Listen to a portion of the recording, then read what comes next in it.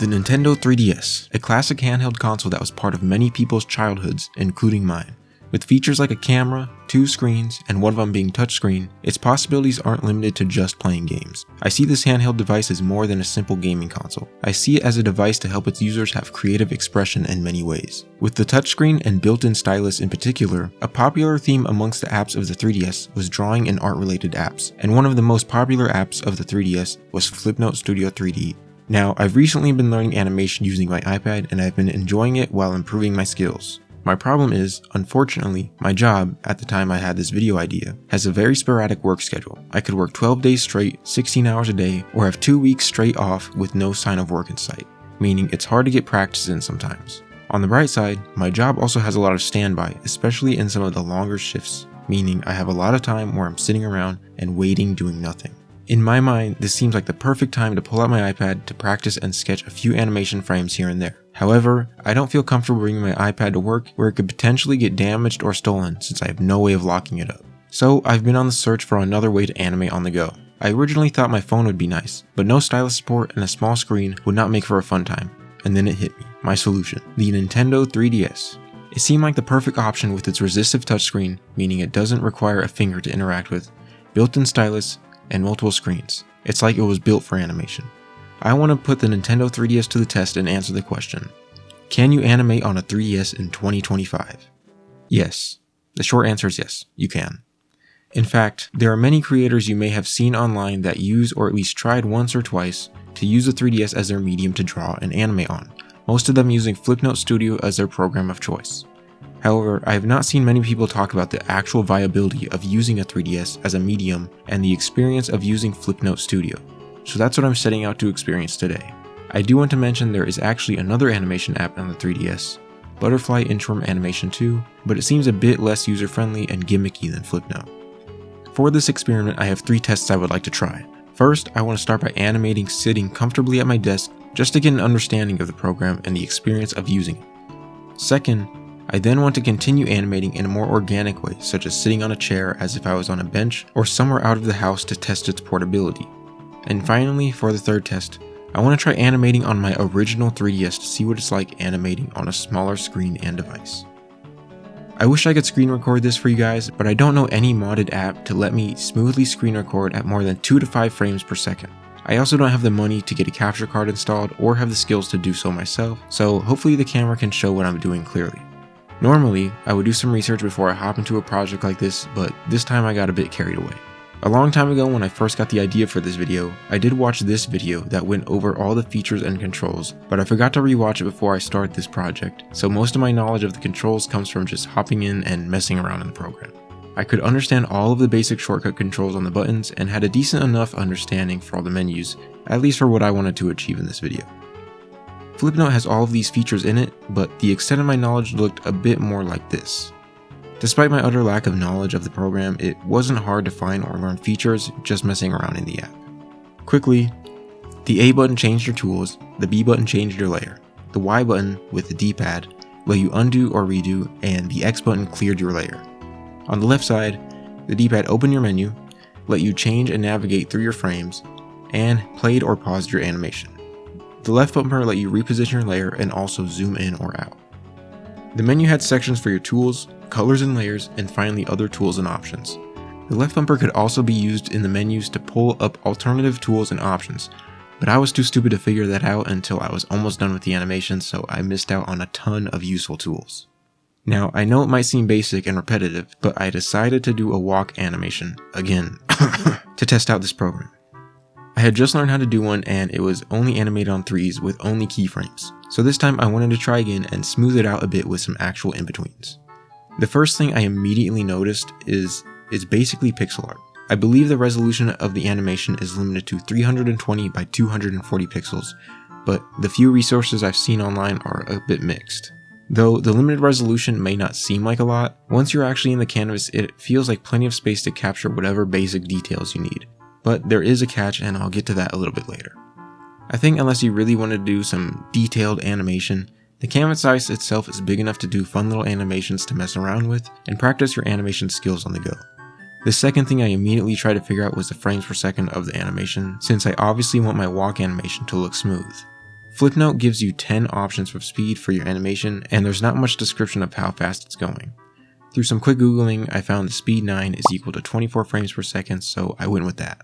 Now for the features of the app. I tried to find out as much as possible as I worked through my animation. The one thing I was really surprised at when I first thought of the idea of this video was the layers feature, even if it's limited to just 3 layers. Even today, there's art apps on the Apple App Store that don't offer layers as a feature, and Nintendo had it since 2013. It looks like it was originally used more to show off the 3D features over being an actual layers feature in most art programs. With the 3D mode turned on the DS, the layers would show actual depth, which was a fun little gimmick if you had a foreground, middle ground, and background. You could also change the distance between the layers, but in my case, I'm just going to be using it as a traditional layers feature. There's also a group layer mode. This is the closest thing to being able to turn off the layer mode and working on all layers at once as if it were a single layer.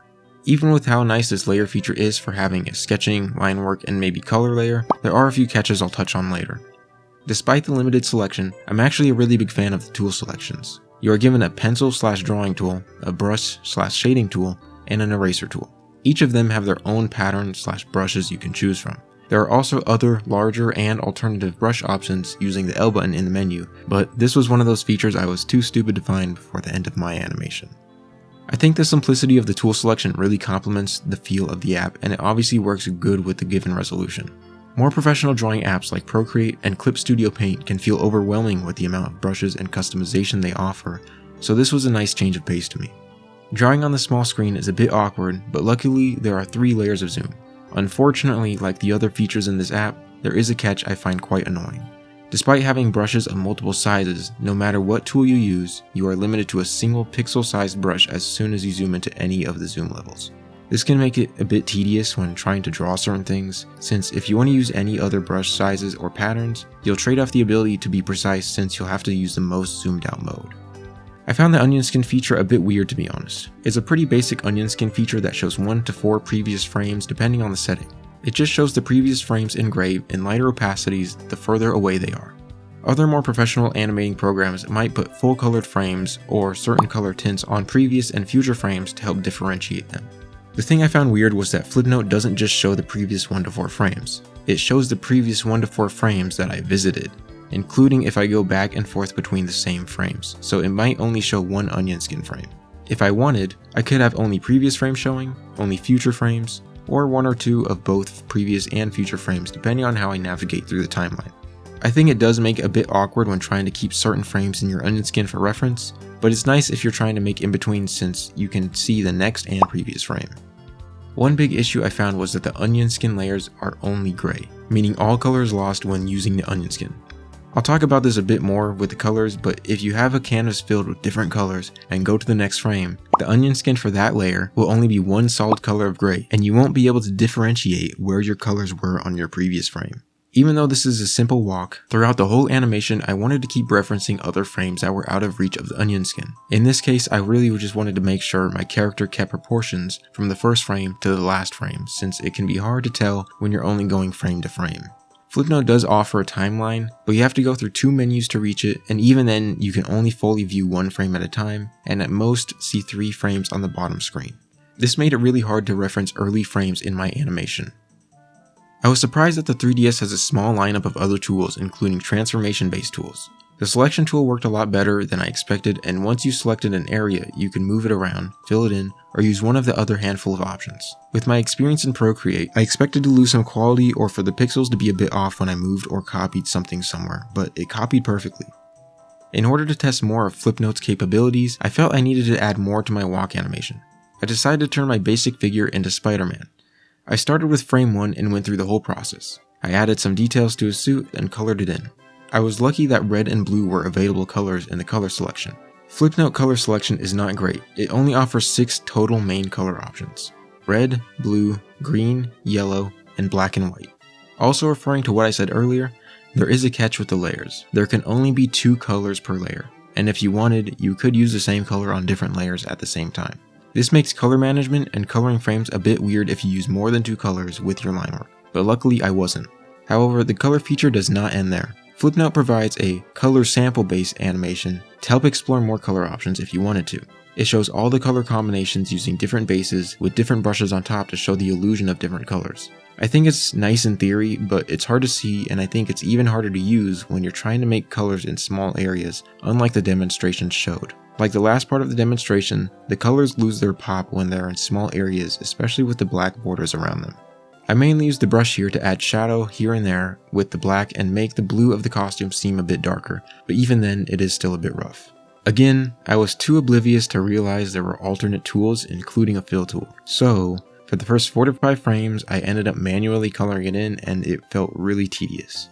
This is the perfect example of the zoom flaw I mentioned earlier. If you want to be precise like when coloring line work, but you zoom in to be precise, you are then limited to a single pixel-sized brush, which limits what you can do and can actually make certain things more tedious, like for me, which was filling in certain areas fully with color. Once I was finished with the first frame, I thought I was prepared to move on to frame 2, but once again I ran into another issue. Like I mentioned earlier, the onion skin showed no detail of the previous frame, just where the color was and where there wasn't. There was no contrast to show where each color was, so everything just looked like a gray blob. Once again, if I was smart and did my research, I would have known that the simple solution to this would be turning off the layer I did my colors on, so I could use the onion skin to reference the lines and details I did on the suit. Just to mention though, if for some reason I did my color on the same layer as my line work, that solution wouldn't work. Either way, this made me change my workflow, so I now planned on doing all my detail and line work first, and then coloring all the frames last, which is probably how I should have planned it in the first place. It was here I thought would be the perfect time to test my second experiment, which was trying to animate in a more organic type of situation. I wanted to see what it might feel like animating if I was somewhere else outside of the house, such as sitting in a car or in a chair without a table, to really test the 3DS's portability. With the rest of the detail line work, the coloring and shading I had to do, I thought I would get a decent amount of time to really understand what the portability would be like. At this time, I also resorted to using the built-in stylus to really go all in with the portability test. I don't think that there's much to say, but I was surprised since it was more comfortable than I thought it would be. Though holding the DS in one hand, using the small skinny stylus, and still trying to use the shortcut buttons was a bit awkward at first, it really doesn't take long to get used to it. I will say, after a while, my left hand was starting to cramp up a bit holding the whole DS by itself for so long. But since the device is so small, there were plenty of other positions to hold it, like resting it on your leg. I'm sure the fatigue is not as bad if you do not have the XL version or use a lighter model of 3DS. I will also mention here that I finally got fed up manually coloring every frame, and I finally looked up if there was a fill tool and realized there were so many more options that I was missing. But after that test, I was finally done with the walk animation. Overall, it was a better experience than I thought. Now, I did still have one more test after this, the original 3DS. I wanted to see if there was any big difference animating on an XL device compared to the original model. It was a much smaller device compared to the XL model, and it had a similar footprint to my iPhone 13 mini for reference. I want to go through all the same tests as the XL model, the basic animating and testing the portability, and it didn't work. I don't know why it won't open or I can't update it. This is an unmodded DS and I don't want to mod this one, but I've had Flipnote on here for many years and I even opened it recently, but now it won't open. I obviously can't update it through the eShop since it's shut down. Maybe if I get it to work in the future, or if I find some other solution, I'll make a new update video, but I guess this test ends here for now. Well, with at least the walking animation done, I think I've learned enough about animating on a 3DS. Overall, I think the 3DS works great as a way to practice or make fun little animations wherever you may be.